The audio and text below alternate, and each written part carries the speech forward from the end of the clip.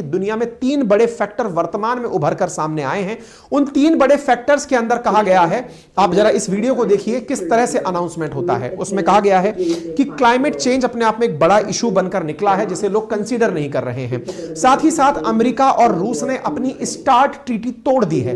दुनिया के 90% nuclear weapon America और रूस रखते हैं, इसके बावजूद ये नए न्यूक्लियर वेपन बनाने निकल पड़े हैं। दुनिया के लिए बहुत बड़ा संकट सिद्ध हो सकते हैं। और तीसरा, वर्तमान में बायोलॉजिकल वेपन्स और आर्टिफिशियल इंटेलिजेंस जैसे जो नई खोज हो रही हैं वो दुनिया को और ज्यादा संकट के किनारे ले जा रही हैं। ऐसी स्थिति में इन्होंने इन 3 पॉइंट्स को ध्यान में रखते हुए यहां पर डिसरप्टिव टेक्नोलॉजीज, साथ ही साथ क्लाइमेट चेंज और साथ में न्यूक्लियर वेपन्स की जो रेस लगी है, इसके आधार पर कहा है कि दुनिया मात्र 90 सेकंड दूर है, बस एक ट्रिगर और हुआ और दुनिया प्रलय की ओर बढ़ जाएगी। साथ में इन्होंने चेतावनी दी है कि एआई का इस्तेमाल बढ़ रहा है। क्लाइमेट चेंज बहुत बड़ा फैक्टर है जिसका हम कंसीडरेशन नहीं कर पा रहे हैं, अचानक संभव है कि कुछ बिगड़ जाए। और इन्होंने यहां पर यह भी कहा कि हाल ही में जो रूस ने अपना जो वो तोड़ा है, न्यू स्टार्ट ट्रीटी तोड़ी है, और पुतिन इसके बाद लगातार बेलारूस में भी न्यूक्लियर वेपन तैनात कर दिए हैं और लगातार नए परीक्षण कर रहे हैं। चाइना भी लगातार अपने द्वारा न्यूक्लियर वेपन की संख्या बढ़ा रहा है। इसका मतलब यह है कि सेकेंड वर्ल्ड वॉर के बाद थर्ड वर्ल्ड वॉर में जो प्रलय का बड़ा कारण बनेगा वो बढ़ती हुई परमाणु संख्या होगी, परमाणु बमों की संख्या होगी। और इसका परिचय आपने तब देखा हो जब रूस ने हाल ही में यूक्रेन के वॉर में परमाणु बम की धमकी दी थी, परमाणु हमले की धमकी दी थी। बेलारूस में बम तैनात करने का बड़ा कारण यही था कि अगर रूस नहीं चलाता है तो बेलारूस से चलवा देगा, ताकि रूस डायरेक्ट इन्वॉल्व ना होकर के नॉर्थ कोरिया की तरह, जैसे चाइना ने नॉर्थ कोरिया पाल रखा है, ऐसे रूस ने बेलारूस पाल रखा है और उस बैल बुद्धि से इनके ऊपर बम चलवा करके खुद को किनारे कर लेगा। बिल्कुल वैसी ही स्थितियां जब क्रिएट हुई तो यह कहा गया कि कुछ भी संभव है, यानी आने वाले समय में स्थितियां विकट हो सकती हैं। यह कोई कोरी कल्पना नहीं है, वैज्ञानिकों के द्वारा यह कहा गया है कि आप एक ऐसे टाइम बॉम्ब पर बैठे हैं जो कभी भी फट सकता है। फिल्मों में आपने बहुत बार टाइम बॉम्ब को टिक टिक टिक टिक टिक टिक करते हुए देखा होगा। कई बार आपने ऐसा देखा होगा कि आप फिल्म में हैं, फिल्म में दिखाया गया है कि इतने मिनट बाद यह बॉम्ब फट जाएगा। वो सारी घटनाएं जो कि अपने आप में किसी टाइम बॉम्ब के फटने जैसी हो, पूरी दुनिया इस समय एक ऐसे मुहाने पर पहुंच चुकी है कि अगर हमने अभी भी कंट्रोल नहीं किया तो हम बहुत ही भीषण आपदा के शिकार हो जाएंगे। संभवतया वर्ल्ड वार और वर्ल्ड वार 1 और वर्ल्ड वार 2 से भी बड़ी घटनाओं के शिकार हो जाएंगे। साथियों, जैसा कि आप सभी को पता है, वर्ल्ड वॉर 1 की कहानी के पीछे सुनाने के लिए बहुत लंबा चौड़ा इतिहास है, लेकिन फिलहाल के लिए अगर मैं आपको ब्रीफ में इतनी सी जानकारी दूं कि वर्ल्ड वॉर 1 हुआ क्यों था, तो जानकारी मिलती है कि सर्बिया नामक एक देश में ऑस्ट्रिया के राजकुमार की हत्या हो गई थी। तात्कालिक कारण जिन्हें कहा जाता है कि हां भाई क्या हुआ जिससे युद्ध भड़क गया। जैसे हमास का गाजा पट्टी के साथ या फिर गाजा पट्टी का इजराइल के साथ जो युद्ध हुआ, इसमें था क्या, हमास के लड़ाके आए, बॉर्डर क्रॉस करके इजराइल के अंदर धुआंधार गोली चला दिए। यह तात्कालिक कारण था, लेकिन क्या एक ही दिन में यह सब हुआ? नहीं, बैकग्राउंड बहुत दिन से तैयार हो रहा था। ऐसी वर्ल्ड वॉर 1 की अगर हम बात करते हैं तो वर्ल्ड वॉर 1 कैसे हुआ था, तो जानकारी निकल के आती है कि सर्बिया में ऑस्ट्रिया के राजकुमार की हत्या कर दी गई थी। उससे क्या हुआ, ऑस्ट्रिया हंगरी के साथ मिलकर के सर्बिया पर चढ़ाई कर दिया। सर्बिया को सहायता चाहिए थी, सर्बिया जाकर रूस से सहायता मांग लिया कि सर जी मेरे ऊपर लड़ाई हो गई है, मेरी मदद करिए। तो ऐसी स्थिति में सर्बिया की सहायता करने के लिए रूस चला आया। ऐसी स्थिति में ऑस्ट्रिया हंगरी वालों ने कहा कि हमारे राजकुमार की हत्या हुई है, कोई तो हमारे साथ भी आओ। तो ऐसे करते करते लोग गुटों में बंटने लग गए। गुट बंटते बंटते क्या हुआ कि France, Belgium, Britain, Japan, America युद्ध में शामिल होते चले गए और पूरी दुनिया 2 भागों में बंट गई। एक भाग था जिसमें इंग्लैंड, जापान, अमेरिका, रूस और फ्रांस शामिल थे, जिन्हें कि आप लोगों ने मित्र राष्ट्र कहा था, और दूसरी तरफ था धुरी राष्ट्र, जिनके अंदर Germany, Austria Hungary, Ottoman Empire और इटली जैसे देश थे। दुनिया खेमे में बढ़ती चली गई और कई मोर्चों पर युद्ध लड़ने शुरू हो गए। युद्ध चलते रहे, भारतीय सेना ने भी पार्टिसिपेट किया। चूंकि हम ब्रिटिशर्स के गुलाम थे तो हम ब्रिटिशर्स की तरफ से ही युद्ध लड़ने के लिए गए हुए थे। इसी बीच में जर्मनी ने मित्र देशों की जलसेना से निपटने के लिए पनडुब्बी भी बना ली थी, सबमरीन भी बना ली थी, और जहां जहां सैनिक जहाजों की टुकड़ी को देखती उन्हें वहीं पानी में डुबो दिया करती थी। 1917 तक तो अमेरिका भी युद्ध में शामिल नहीं हुआ था, लेकिन 1917 के अंदर अमेरिका से, यूरोप से अमेरिका पानी के जहाज से लगभग 1000 यात्रियों को ले जा रहे एक जहाज को जब जर्मनी की सबमरीन ने पानी में ही डुबो दिया, उसी दिन अमेरिका युद्ध में शामिल हो गया। यह 1917 की कटिंग है जब यूएस ऑफिशियली एट वॉर आया। आपके दिमाग में यह जानकारी आएगी कि सर हमको ये सब बातें क्यों बता रहे हो। मैं इसलिए बता रहा हूं कि वर्ल्ड वॉर अचानक नहीं होता है। हो सकता है आज से 2 साल बाद आपको यह पता चले कि हम जिस कालखंड में जी रहे थे वो वर्ल्ड वॉर का ही कालखंड था और उसे वर्ल्ड वॉर 3 कहा गया। आप कहेंगे ऐसा क्यों कह रहे हो? मैं ऐसा इसलिए कह रहा हूं क्योंकि वर्ल्ड वॉर 1 भी जब हुआ वो 5 साल चला था, 1914 से शुरू होकर 18 तक गया था। वर्ल्ड वॉर 2 भी 1939 से शुरू होकर के 45 तक गया था, 6 साल तक चला था। उसमें बहुत सारे मोर्चे, बहुत सारे फ्रेजेस में लड़ाइयां हो रही थी। आज के दौर में भी अगर हम बात करें, चाहे रशिया यूक्रेन उठाकर देख लीजिए, इजराइल हमास उठाकर देख लीजिए, चीन ताइवान उठाकर देख लीजिए, वर्तमान में जितनी भी घटनाएं हो रही हैं, चाहे ईरान के साथ अमेरिका का तनाव देख लीजिए, भारत पाकिस्तान देख लीजिए, कई मोर्चों पर, जिनमें से 2 मोर्चे तो हाल ही में एक्टिव भी हैं। रशिया यूक्रेन चल ही रहा है, गाजा इजराइल चल ही रहा है, और ऐसे समय पर दुनिया मेजरली खेमों में बटी हुई है। खेमे में बटी हुई दुनिया, अगर ताइवान और चाइना होता है तो ताइवान के पक्ष में अमेरिका आएगा, मतलब इस प्रकार से दुनिया ऑलरेडी ब्लॉक्स में बटी हुई है। और अगर ऐसा है तो संभव है आने वाले समय में आप इस कालखंड को, जिस दिन ये उस स्थिति तक पहुंच जाए कि अब इसको लौटना मुश्किल है, दुनिया पूरी तरह से यूनाइट होकर लड़ना शुरू कर दी है। अभी इनडायरेक्टली यूक्रेन के साथ में नाटो फोर्सेस हैं, लेकिन विचार करिए कि नाटो फोर्सेस खुद आकर कहती हैं कि अब हम फ्रंट पर लड़ेंगे, फ्रंट पर लड़ेंगे, उसी दिन से वर्ल्ड वॉर एंट्री हो गया। यानी कि वर्ल्ड वॉर किसी भी मुहाने पर आप खड़े हो सकते हैं, है ना।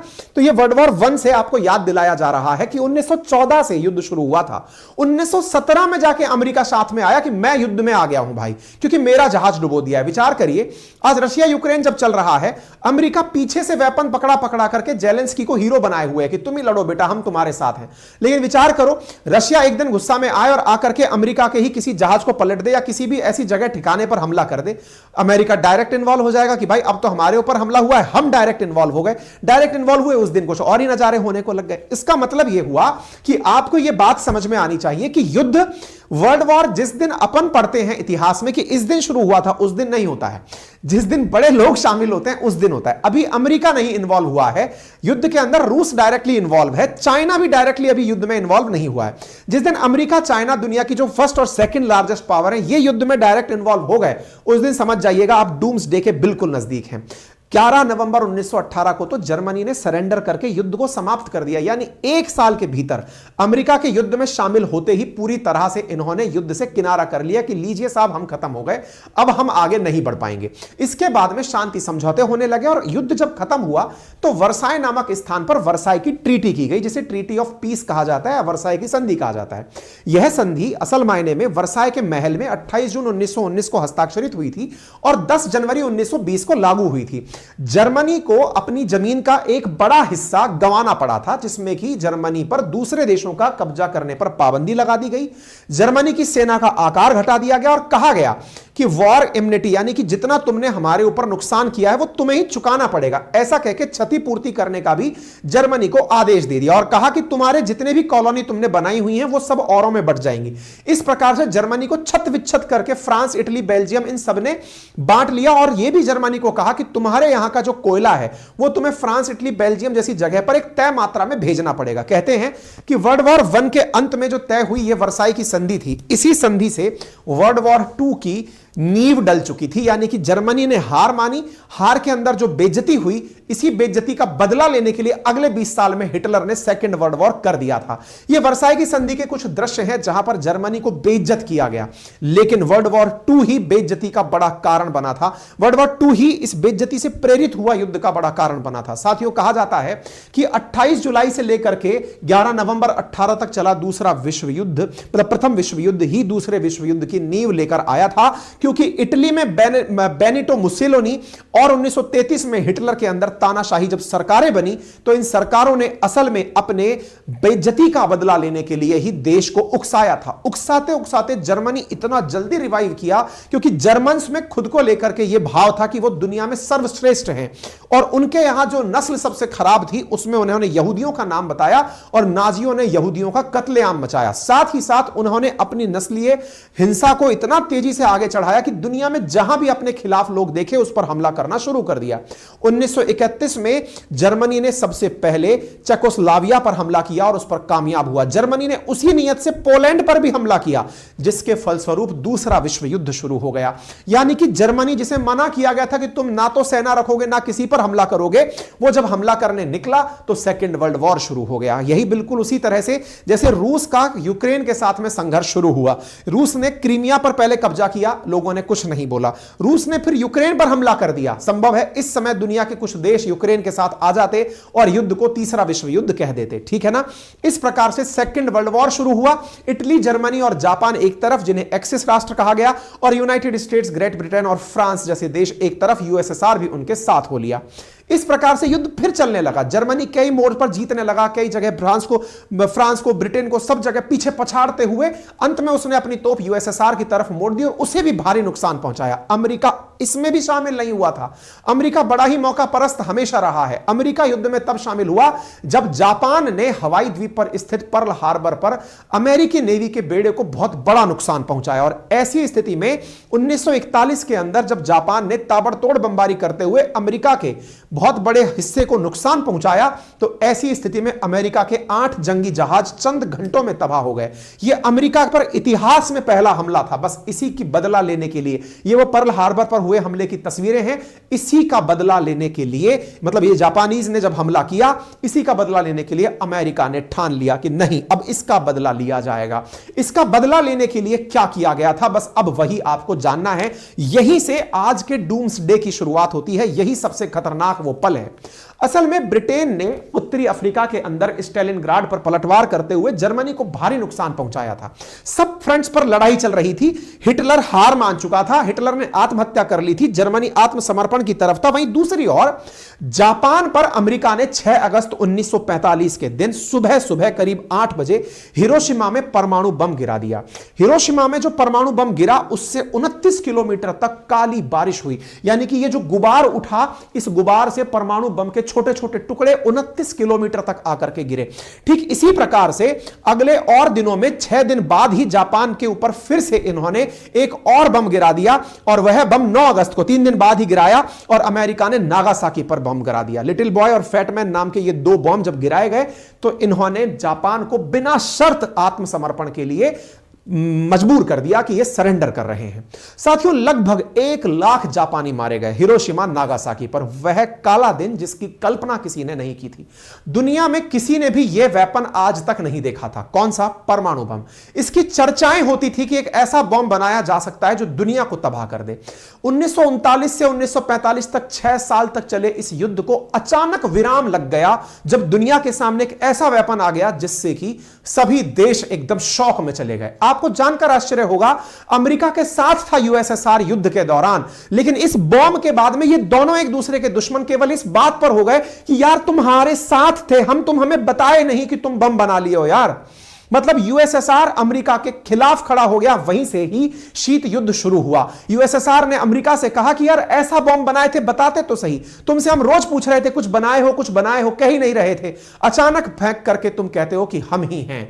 यही थे फ्रैंकलिन रूजवेल्ट, अमेरिका के राष्ट्रपति, जिनके कालखंड में वैज्ञानिक थे ओपेनहाइमर, जो बना रहे थे न्यूक्लियर बॉम्ब। साथियों, इसी न्यूक्लियर बॉम्ब की कहानी ओपेनहाइमर नामक एक फिल्म में दिखाई गई है। कहानी उसी ओपेनहाइमर से जुड़ी हुई है, क्योंकि ओपेनहाइमर ने जब परमाणु बम बनाया था तो सही मायने में वो अमेरिकी सरकार को देकर ये नहीं कहना चाहते थे कि सर जाइए और जापान पर फोड़ दीजिए। असल में वो ये कहना चाहते थे कि क्षमा शोभती उस भुजंग को जिसके पास गरल हो, उसका क्या जो दंतहीन विषहीन सरल हो। बोले श्रीमान आप बम मत फोड़िए, आप केवल धमाका करके दिखा दीजिए, दुनिया को यह दिखा दीजिए कि हमारे पास ऐसा बॉम्ब है। किसी भी ऐसे स्थान पर चला के दिखा दीजिए जिसके चलने के बाद दुनिया में यह भय बैठ जाए कि अगर यह किसी पर गिर गया तो हमारे हालात खराब हो जाएंगे। मेरे प्यारे साथियों, भारत ने स्माइलिंग बुद्धा किया हो या फिर परम शक्ति, हमने ऑपरेशन शक्ति किया हो, जब भी हमने न्यूक्लियर बम के परीक्षण किए हैं, हमने किसी दुनिया के देश को मिटाने के लिए नहीं किए, दुनिया को बस यह बताने के लिए किए हैं कि हमारे पास न्यूक्लियर बम है, अर्थात अगर यह हमने आप पर चला दिया तो मिट जाओगे। दुनिया को यही बताने के लिए ओपेनहाइमर और उसके साथियों ने फ्रैंकलिन रूजवेल्ट जो तत्कालीन राष्ट्रपति थे उनसे कहा कि अगर सर आपने इस बॉम्ब का उपयोग किसी पर कर दिया वो तबाह हो जाएगा, आप केवल इसे अपने पास किसी खाली स्थान पर, जैसे इंडिया में हमने अपने रेगिस्तान के अंदर चलाया था, बोले ऐसे आप कहीं चलाकर दिखा दीजिए, दुनिया को बस डराना ही तो है, मारना क्यों है। लेकिन ये रूजवेल्ट नहीं माना। इस व्यक्ति ने अमेरिका को उस तरफ से सिद्ध करने के लिए कि नहीं, कोई मरता है तो हमारे, अमेरिका हत्यारा कंट्री डिक्लेयर ही इस घटना के बाद हुआ था कि इन लोगों के अंदर किसी भी प्रकार के सेंटिमेंट्स नहीं हैं। ये वो लोग हैं जो अंदर से इमोशनली डेड हैं, इन्हें केवल अपना वर्चस्व स्थापित करना है। वैज्ञानिक बनाने के बाद आपको लगता है, हो सकता है कि इन लोगों ने केवल बातों में बाद में ऐसा कहा हो, नहीं, ऐसे प्रमाण उपलब्ध हैं जब इन्होंने 70 पेज के लेटर्स लिख करके अमेरिकी मंत्रालय को भेजे हैं कि सर बम तो बना दिया हमने, दवा बना दी, इसका एंटीडोट नहीं है, इसका एंटीडोट नहीं है, ऐसी स्थिति में कृपया करके इसका दुरुपयोग मत कर दीजिएगा, दुनिया तबाह हो जाएगी। जब दुनिया तबाह हुई, हिरोशिमा नागासाकी में इतने लोग मारे गए, ऐसी स्थिति में इन्हीं वैज्ञानिकों ने जब कुछ हाथ से निकल गया, कहा कि अब दुनिया में हथियारों की होड़ शुरू होगी, और हथियारों की होड़ शुरू होगी, और अगला ही दिन, अगली बार ऐसा फिर से होगा जब दुनिया ऐसे मुहाने पर होगी, जब दुनिया खात्मे के किनारे पर खड़ी होगी, एट वर्ज ऑफ डिस्ट्रक्शन खड़ी होगी। जब हमने न्यूक्लियर वॉर की बात करी तो उसी समय पर वैज्ञानिकों में, जिसमें से लुईस रिचार्ड और अल्बर्ट आइंस्टीन शामिल थे, इन दोनों फिजिसिस्ट ने, प्रेसिडेंट हुआ करते थे फ्रैंकलिन रूजवेल्ट 1939 में अमेरिका के, उनको वार्न करते हुए कि हमने एक ऐसा बॉम्ब बनवा लिया है और उस बॉम्ब से बहुत ज्यादा तबाही आ सकती है, कृपया करके इस बॉम्ब का उपयोग पब्लिक प्लेस में ना करें। ऐसी स्थिति में वैज्ञानिकों ने बकायदा बहुत सारे नोबेल लॉरेट्स, जिनमें से जेम्स फ्रैंक थे और उनके साथी थे मैनहट्टन प्रोजेक्ट के अंदर, उनके साथ मिलकर के एक फ्रैंक रिपोर्ट साझा करी, जो कि एक सीक्रेट वॉर रिपोर्ट थी, जो वैज्ञानिकों ने रूजवेल्ट को भेजी। यह है वो रिपोर्ट जिसको भेजा गया था, restricted data the nuclear secretary blog. यह जो रिपोर्ट भेजी गई रूजवेल्ट को, और कहा गया कि सर अगर ये बॉम्ब चल गया तो त्रास दिया जाएगी, कृपया करके मत चलाइएगा। इस रिपोर्ट के अंदर ये कुछ इस प्रकार के पेजेस लिखे हुए हैं, आप इन्हें देख सकते हैं। आप यहां पर देख सकते हैं मिस्टर जॉर्ज हैरिसन को लिखा गया ये रिपोर्ट था। ये रहे मिस्टर जॉर्ज हैरिसन का विकिपीडिया जानकारी। ये उस समय सेकेंड वर्ल्ड वॉर के समय एडवाइजर हुआ करते थे, वॉर एडवाइजर। इन्हें लिखा गया था, डियर मिस्टर सेक्रेटरी। किन्होंने लिखा? वैज्ञानिकों ने लिखा कि I have submitted to a memorandum which has been prepared on short notice by certain की members of the scientific staff of Metallurgical Laboratory of University of Chicago. It deals with the long-term consequences of the use of new weapon with which we are concerned. I am submitting this at the request of laboratory for the attention of your interim advisory committee. The memorandum has not been considered by other members of the scientific panel. This will be done within a few days and report by the panel dealing with the matters in question will be submitted. If it in the meantime, however, because time of, मतलब कुल मिलाकर के अगर हम यहां पर सार इतनी सी बातों का निकाले तो वैज्ञानिकों ने अपने लेवल पर युद्ध के एडवाइजर को यह लेटर भेजा 17 पेज का कि सर आप लोगों ने अभी तक हमारी रिपोर्ट नहीं देखी है, बड़ी ही संवेदनशील जानकारी है, कृपया करके इसको अप्लाई करवाइए, समझ जाइए कि कुछ खतरनाक हो सकता है। इंपॉर्टेंट कंसीडरेशंस यहां भेजी कि इन्हें मानिए, अदरवाइज दुनिया में कुछ बुरा हो सकता है। नहीं माना गया, अमेरिका ने इसे नहीं माना, उनको तो उल्टा अच्छा लगा, एंटीडोट नहीं है तो बहुत ही अच्छा हो गया, जस्ट लाइक कोरोना कि अगर बन गया तो ठीक है, वैक्सीन नहीं है तो सब चल जाएगा। इस प्रकार से दुनिया के अंदर इस न्यूक्लियर बॉम्ब को greatest blunder of history consider किया गया कि बना दिया लेकिन इसका इलाज नहीं बना पाए। और इसी को ध्यान में रखते हुए इन वैज्ञानिकों ने जो इस पूरे की पूरे ऑपरेशन में साथ थे, इन्होंने कहा दुनिया को अब आगे से हमें सचेत करना होगा कि ऐसी खोज अगर और होती है तो वो कितना घातक होंगी।